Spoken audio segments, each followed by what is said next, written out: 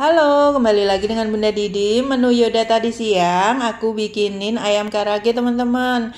Yoda tuh nggak pernah bosen sama yang namanya ayam karage. Jadi sering banget bikin deh.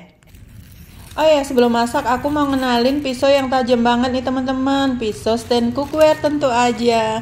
Nah kali ini aku pakai yang seri stand Neo Blade dari stand cookware.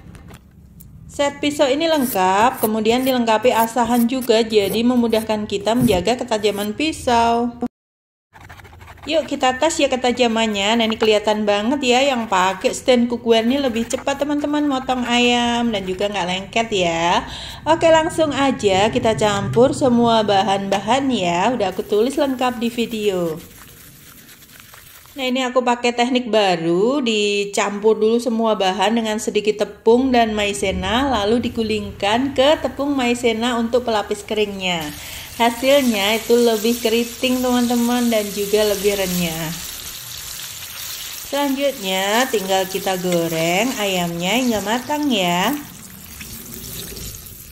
Kita angkat dan tiriskan ya, lalu sajikan hangat. Nah seperti ini, ayam karagenya udah siap teman-teman, enak banget rasanya. Pisau stand cookware anti lengket, anti ribet.